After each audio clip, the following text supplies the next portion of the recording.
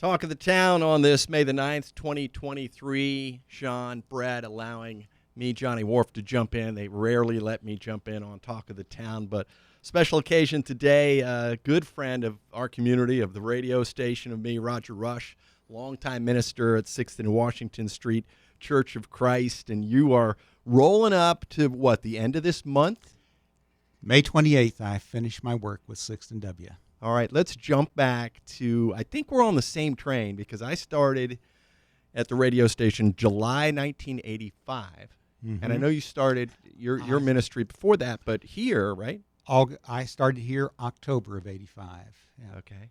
So, and then we have Truth for Today, which has been on WMOA, and I don't know when that started, but hopefully you'll be able to fill us in on that. But 30 minutes of Roger, Truth for Today, and we have a lot of people sending us notes over the last couple of weeks about, what a great, powerful 30 minutes every week, 11 o'clock on WMOA, in different times, 9:30 on Jaws, and also 8:30 on ESPN. So talk a little bit about the infancy of the program. We'll start there.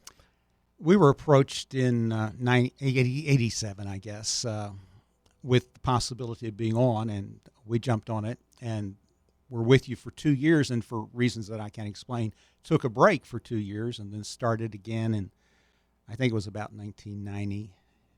Total 34 years altogether, and we've just really enjoyed working with you.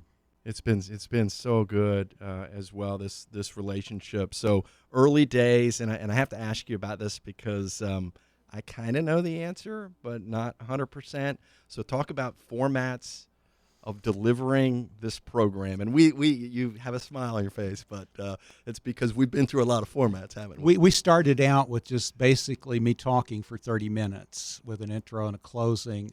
And over time, it appeared to me that folks are not going to spend 30 minutes listening to me. Many people are listening as they travel, and so I started a few years ago breaking it down to segments. I do a hymn and maybe a 3.5, 4-minute segment, another hymn, and therefore you can hear something of value, and if you have to get out of the car and go, you've still gotten something. And that format's really worked well for us, I think, in recent years. I would let our listeners know that not one time, we stopped, dropped, and rolled on this. We were going to do this program Thursday. Right. And now we're doing it today, and it's live. And not one time did you say, what are you going to ask? What are we going to talk about? What are we doing? And I realized it's because you're live you got to be on every week, right? There's no do-overs. I have had difficulty adjusting to that with this program because we started out with reel-to-reel, right? Went to cassette, and then to CD. And with CD, you just have to get it right the first time, or you have to start completely over again.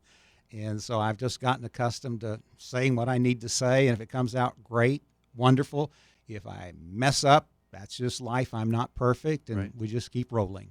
So talk a little bit about, over the years, two families, right? So you've got your Roger Rush family, you've got your 6th and Washington Street Church of Christ family, Marietta family, and those that you may not even know about, obviously, that are connected through Truth for Today. Is that hard to juggle or probably pretty rewarding? We've been really fortunate to live in Marietta for 38 years. Our children got a wonderful education here. We got to know nearly everyone in the community, which has been great. I like a small town environment, and we go out to eat. We see people we know everywhere we go here, and that's great. The church has just been tremendous. 38 years with one congregation is unusual, to say the least, and it's not me, it's them. They're very patient and understanding, and I've appreciated that. They've been extremely supportive, and then just the opportunity to get to know everyone around and to work with WMOA as we have. And I just couldn't have an experience that's been better than what I've had with you all, Johnny. And I'm not saying that because you're 3 feet away. Right. It's just been remarkable the way we've been able to work together, and no problems in 34 years. And that's, I think, really a testimony to the job you're doing here. Speak a little to the ministry of the profession. So I don't talk to you like I'm talking to you, right? Right. And then we inflect and we try to come across so that it's understandable. And your voice is so soothing, and it comes across so well.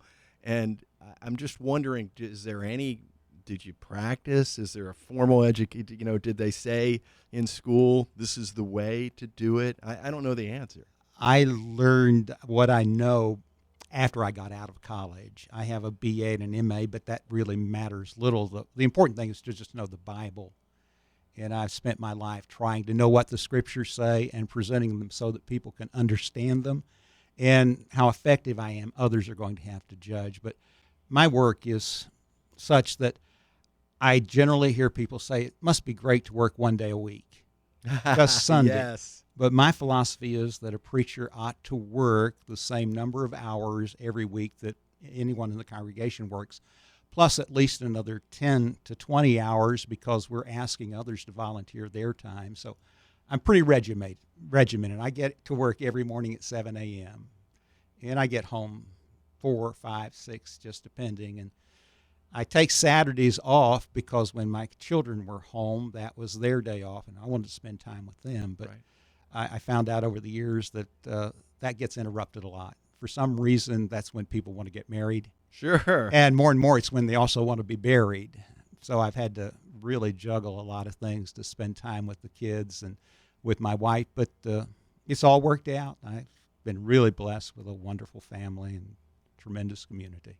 I'm glad you didn't ask me what I was going to ask you because I don't have a single question written down. And so we are just rolling, which I appreciate you doing with us. But I'll kind of dovetail off of what you said and knowing the scripture. So is there a favorite gospel? Is there a favorite scripture? Or is that a crazy question to ask? That's a crazy question because I have to say all of them. Right. That's probably an exaggeration. But every time I read the scriptures, something just jumps off the page at me that I've read many times before, but it didn't really connect until every morning I read about 8 to 10 chapters. And I've read and read and read. I've gone through the Bible too many times to count. But I'm always seeing something that seems to be for the first time that just why that's so powerful. I want to take off that and share my favorite scripture and exactly how it hits me where my feet are very differently every day, I think, which is why it's my favorite, and I think they'll all probably fit into the category of such. But maybe we can discuss my favorite scripture and as it relates to your next stage of life, all right? Coming around pretty quickly, right? Should be fun, I think, getting together with the kids, all right? Now, faith is the confidence in what we hope for and the assurance of what we cannot see. Now, faith is the confidence in what we hope for. Hebrews 11:1. Thank you. And the assurance of what we cannot see. So on any given day, let's take your kids, okay? We have a doctor rush, right? Yes. So you hope that, when you're young, they're going to grow and be successful. And then you have to you don't know that there's going to be a doctor at the beginning of that name in years to come. But what does that make you feel like inside? Tremendously blessed. I look back over life, and when our children came along, my first question was, how in the world am I going to be able to raise them and educate them and pay for all of it?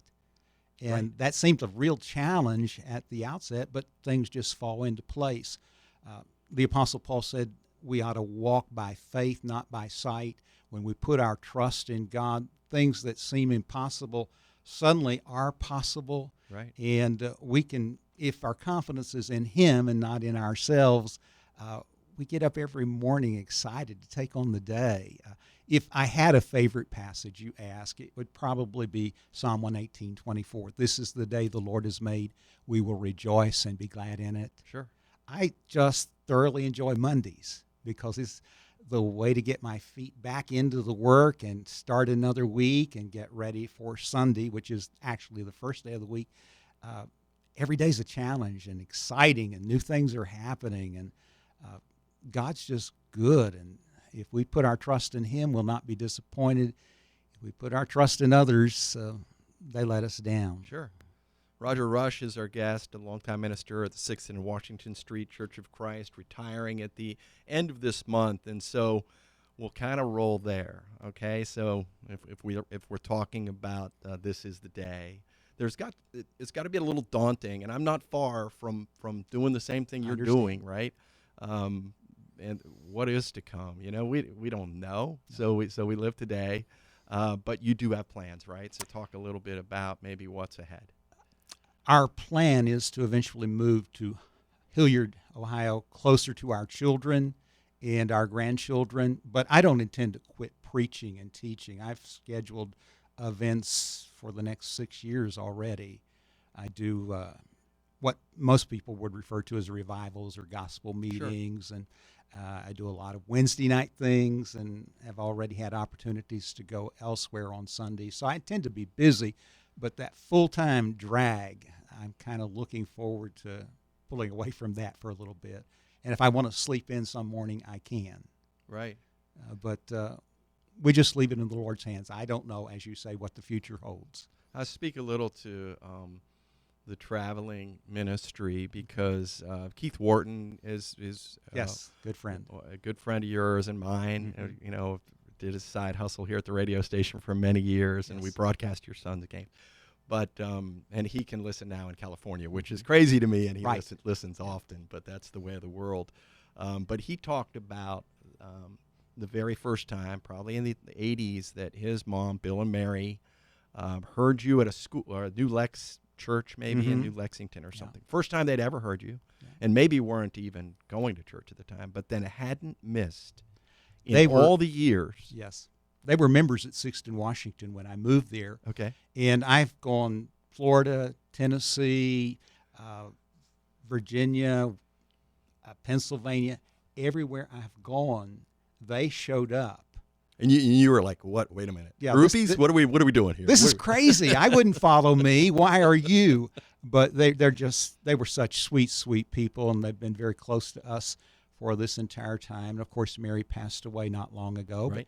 But Bill's actually doing fairly well. I saw him Sunday morning with Keith at Sixton, Washington. Wow. And they're just tremendous people and so supportive. All right. I'd like to speak also, and this is not something you probably care to talk about, and it's not to impress anybody, but rather impress upon them the quiet warrior for Christ. So the guy that, again, I wish I only had to work one day, right? So it's the guy that goes to the hospitals, to the nursing homes. I know you were there yesterday. Somebody, my mother-in-law, you were there to see many people. But over the last, if we're going to talk about where our feet are, just over the last several years, have you seen things change in terms of need of people maybe that were more sheltered than they were before, and or people trying to find something, isolation or whatever the case, just through what we went through the last few years? COVID hit most churches really hard, and a lot of people stopped attending. Sure. And it's a slow process getting back, but I anticipate over time that they'll realize that we just all need to be together. But what I've seen is a lot of loneliness out here in the world. I go to the hospital every day. I go to the nursing homes once a week to see people that, by and large, often don't have anybody else to see them, and they just need to know they're not forgotten and that they matter. Everyone matters, and I don't want anyone to forget that. They matter to God. They ought to matter to us. Yeah, and I try to tell our guys here, and I think they understand it, particularly, and I'll tell the listeners that we're sitting here. Sean's producing the show, Brett's videoing the show, and Roger and I are having a cup of coffee. But that, they're reaching people every day that they don't know about, and it may be the only voice that they hear. And I think that speaks a lot to what we can do with what we're given from God. Yeah, people are watching, and they take note of how you conduct yourself, how you speak, whether you smile or not. It's just important to be friendly and let people know that they matter, and a smile you can give away and almost instantly get it back. That's right. And you're lucky, because I think I've never seen your wife not smile. Does she just wake up that way? Or? My wife is probably the best asset I have. Right. She is absolutely outgoing in every way. She knows everyone, talks to everyone, is just so wonderful. The only thing about that is a little disconcerting is that when she goes into a store for 5 minutes, it's going to be 45 because, I ran into so-and-so, and then I ran into them, and we just had to talk and catch up. Sure. That's her nature. Yeah. Absolutely. So talk about maybe let's jump back to the infancy of, and we'll jump on family a little Sure. bit. So your relationship there, and then the transition into ministry, into children, into grandchildren, right? Right. 3. Yeah. Yeah. So that's a lot. That's a big ball to throw at you, but try to cover it. Well, we were married for 5 years before our daughter came along. Okay. And then 3 years later, our son. And I've always felt that one of the greatest responsibilities we have in this world as parents is to make sure that our kids get the foundation that they can grow up to be good citizens and servants of God. And so I've really made an effort to spend time with them and over the years and do the things they wanted to do and encourage them. And I've been so blessed. I don't want to brag, but Go ahead. we're really blessed with 2 wonderful kids, and their mates are just the sweetest people you would ever meet. They're just like children to us as well. And then 3 grandchildren, the youngest 2.5, is probably the reason why we're contemplating moving to Hilliard. Angela and Adam, right? Right. Angela older? Angela's the oldest, yes. Okay. Uh-huh. And they both I assume, get along well? They Do get they? along really well. They're together all the time. They live about 15 minutes apart, but soon, next year, Angela and Mike are building a new house. They'll be 8 minutes apart. They sit together and worship every Sunday, twice, and Wednesday night, and then they're at each other's houses all the time. Yeah, they're very, very close. All right. You're a special man. I want you to know that. I know you know it, and I appreciate your time with us these many years. Yes. On the radio, and certainly jumping in for a little live radio on this Tuesday morning. Well, I appreciate the invitation. I don't know why anybody would want to listen, but I thank you for inviting me, and it's been a pleasure, Johnny, being associated with WMOA and the other stations for so many years. And again, could not have had a better relationship. You've gone out of your way to help us. Thank you. You're fabulous. Talk of the Town on this May the 9th. Johnny Wharff along with Roger Rush. Brett Wharff also in studio is Sean Jones. Thanks for tuning in.